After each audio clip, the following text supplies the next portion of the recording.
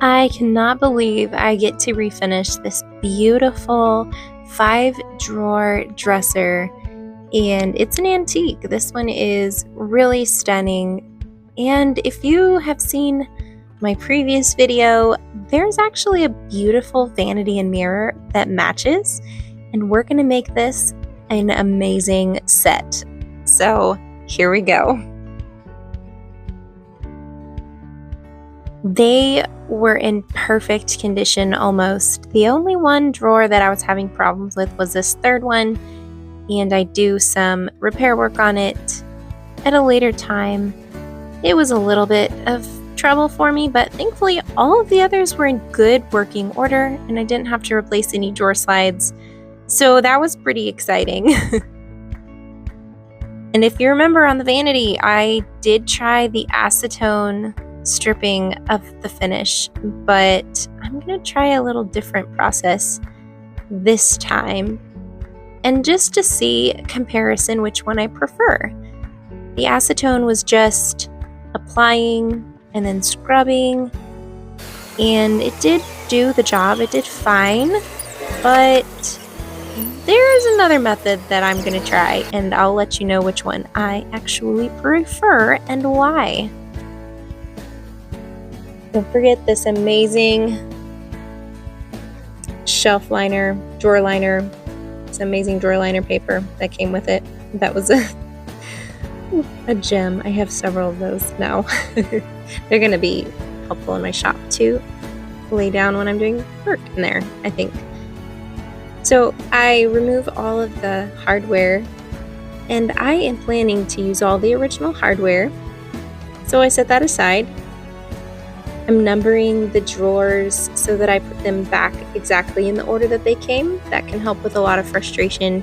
Sometimes drawers are just built to go in their own spot, and if they all line up correctly, then I'm going to keep them in that order. Remember, I said this third drawer was a problem? Well, it also had a problem with one of the drawer pulls. It was really hard to get off. So number 3 was not the lucky drawer for me, unfortunately. The rest of them were pretty okay.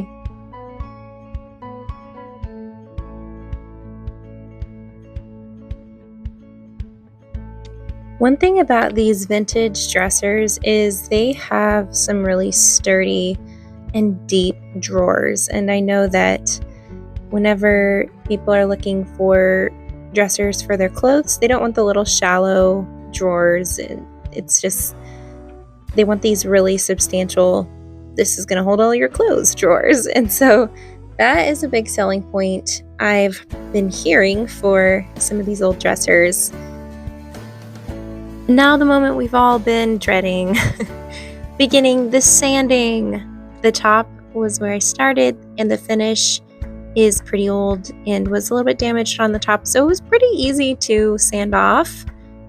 I usually start with a 120 grit, and if that isn't breaking any of the surface, I will go down to an 80 or a 60 and really carefully get that first initial sand, and then you want to go to finer and finer grits. So do an 80 and then a 120 and then a 220, and that way you get a really buttery smooth finish. I found that these edges were really easily sanded at 220. They were just, the finish was just coming right off, and it was great. Usually the tops of dressers, tabletops, things like that will have extra layers of the top coat that was used, and those take a lot more work, and like I said, usually a much coarser grit of sandpaper to get that finish removed.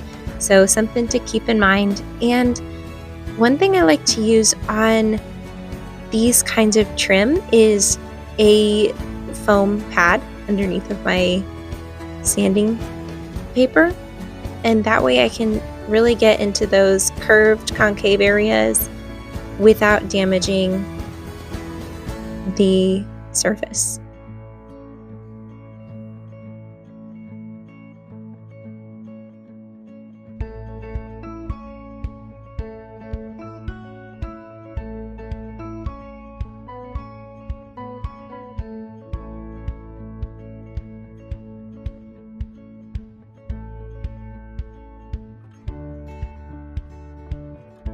As is often the case with a lot of these older pieces of furniture, this one has a veneer, and I was able to repair this broken veneer just using some wood glue and just kind of sticking down the veneer where it was. It was just kind of pulled up a little bit, and you want to make sure you pull it up all the way and stick it down all of the way because you don't want any bubbling in the veneer. So I was able to do that pretty easily. And because I don't have one of those like corner clamps, I should probably get one, but I don't have one right now.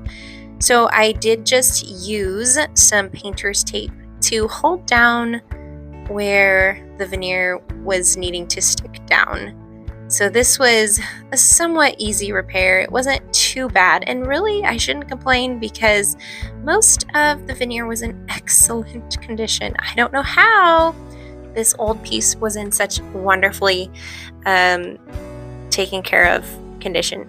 It was really nice. So getting that all back in its original place and then taping it down with some painter's tape till it dried, and then you just take it off and sand it, and it was like you could hardly tell that it ever happened. It just kind of blended right on in with the rest of the piece.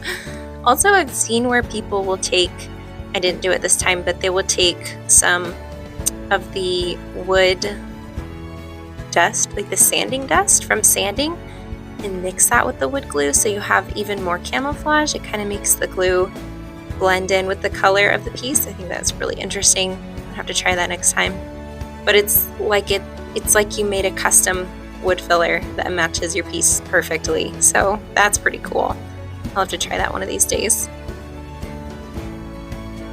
Now, I promised you I was going to try a different method of stripping the surface, and I know I've already started sanding, but I did decide to just try this little tool on the flat edge, and you're going to be so amazed. Look at just how easily it just comes right off.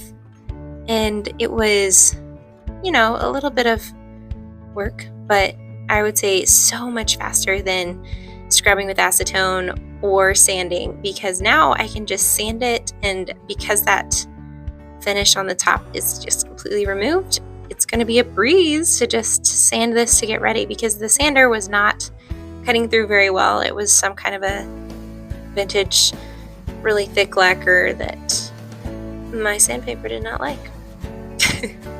Now, I did use that little tool on the drawers too, and I will tell you what, I am never going back. Sanding is great and fine after you use the tool, but oh my goodness, this was so much easier than the acetone, like scrubbing and using the metal brush. No, this was so much simpler. Watch this. Watch this. Oh, it's so satisfying. So definitely recommend this. Lots of people use a carbide scraper. My carbide scraper, actually, the carbide part broke. I didn't know that was possible. And to buy a replacement carbide piece, it's like the cost of the whole tool again. So I was trying this one out. This is stainless steel, and it's not razor sharp like the carbide is, which I kind of like because it's less chance that I'm going to cut myself or gouge the wood super deeply.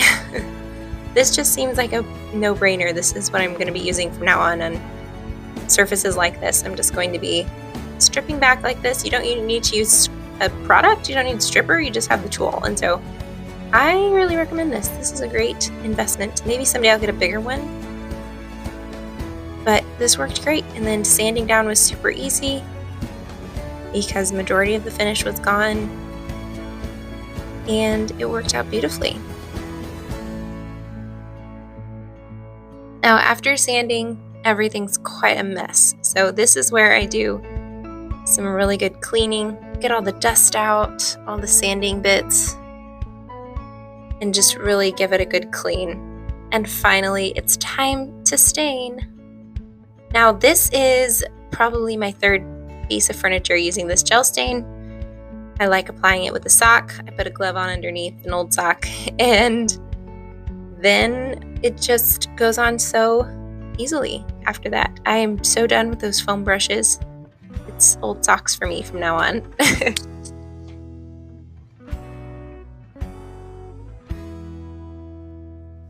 And for the record, I would like everyone to know that I have no idea why my face looks like this. I am very focused, I think, just really concentrating on getting the wood stain in all of the little places, because wow, my face is decidedly angry looking. I actually love doing this. I'm not sure why my face looks like that. Anyway. So let me tell you why I will forever be using the gel stains from Varathane from now on. Because in my experience, I have used wood stain and I've used wood stain plus poly, and both of them have their drawbacks and both of them have their perks, of course. And the gel stain has really only perks. I haven't found any drawbacks. I actually saw a video yesterday where this woman just scuff sanded a fully solid wood piece and then used the gel stain. And that means she didn't sand back to bare wood. You can tell in this video that I did not sand back to bare wood. I guess it's because the gel stain really sits on top of the surface instead of the regular stain will absorb right into the wood. So what the wood looks like is kind of what you get. But this gel stain, it really is a good way to disguise different tones of wood. It's going to be, you're not going to have to tone the wood. And honestly, I had a few places that I needed to apply it twice, and that was able to take what was a lighter wood and make it look a little bit darker. So I just applied it again, and I was able to make the places it didn't take as well look uniform. It's amazing. It's like magic, and I am never going back. So if you were on the fence, here's your sign. Definitely try that gel stain. So next I'm moving on to painting the trim in this beautiful black paint. And normally I would be using a chalked paint, chalked from Rust-Oleum. But previously I have used at least the charcoal color of chalked paint, and I had a really hard time with the brush strokes showing extremely badly. And so I was really disappointed in that specific color and in the tape green as well, if I'm honest. But this one was kind of an experiment. I lucked out on the mist tinted paint in the local hardware store, and this one is by Dutch Boy. It is an exterior paint, so it's acrylic enamel, and I don't know what the color is, but just black, but it is flat. So whenever it dries, the finish is flawless, and it has that matte chalk paint look to it, but this one actually only took 2 coats of paint. So normally with the chalk paint, I'm using 3 to 4 coats to get full coverage, and I'm dealing with brush strokes pretty badly. This was a whole new ballpark, and I am probably gonna just, from now on, skip the chalk paint and go with a flat exterior paint. I think it turned out pretty great. Like I said, 2 coats for full coverage, and it looks fabulous. Dries beautifully, no brush strokes at all. It was perfect. And I think it really brings out the dark tone of the dark walnut stain that I used. And I really love that finish together. I think it looks so nice. And so the day is waning, but I am determined to have a twilight top coat session here. And I'm using, still my favorite, the chalked matte clear coat from Rust-Oleum. They don't actually sponsor me or anything. I just really like their products, usually. This one especially is my favorite, my very favorite.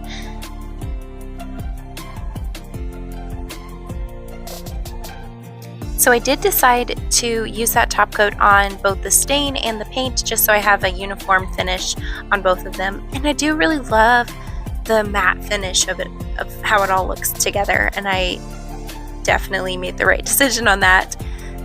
And I am truly determined to get this top coat on. You can probably tell the sun is going down so quickly, and actually we're just coming up to the end of summer here. And so I'm looking forward to being outside more. It'll be cooler, and I don't know if you know this, but paint and really hot temperatures, not a great mix. So I'm really excited to hopefully be able to be outside a little bit more.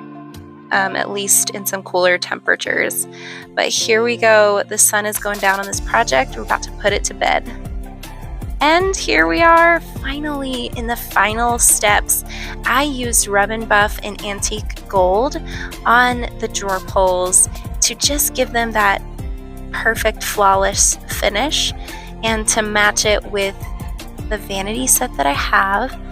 And I think that it just really ties it all together. I'm not normally one who uses Rub and Buff. This was a new experiment, but I am super happy with it. I'm not a big gold hardware kind of person, but I think it just adds the exact pizzazz that this set needs.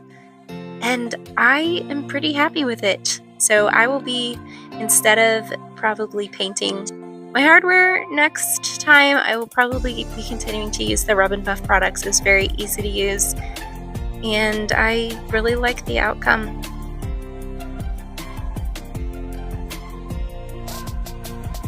One little extra I like to do is to put this shelf liner, drawer liner, in the top drawer, because there was a small stain. That was the only drawer that had any blemishes, was that top drawer with a little bitty stain. And the top drawer of the vanity also had some stains in it, so the top drawer of the vanity is also covered with this same matching paper, and I think it just kind of ties it up neatly with a little bow almost. And this is another extra step that I've started to do right on those drawer glides. Actually, I am putting this homemade drawer butter, drawer glide butter. It's kind of like a copycat recipe of the Big Mama's butter, if you've seen that from Dixie Belle. And I'll put a link to how I made it in the description if you want to make your own. Save yourself some money. Why not, right? Unfortunately, remember I said that third drawer was a problem child? Yeah, well, thankfully, I still had the piece that was completely broken off. And I did a little finagling and used some wood glue and just some tape and clamps, and that is just what we needed to get this beautiful tall boy back to looking beautiful. Just perfect. Back to original glory, plus some, hopefully.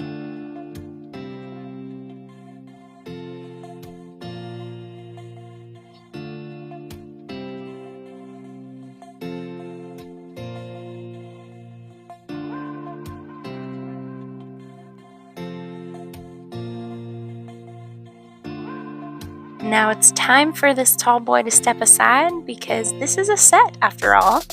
And here is the beautiful vanity and mirror that I have completed previously, just to remind you what they look like before and what they look like now.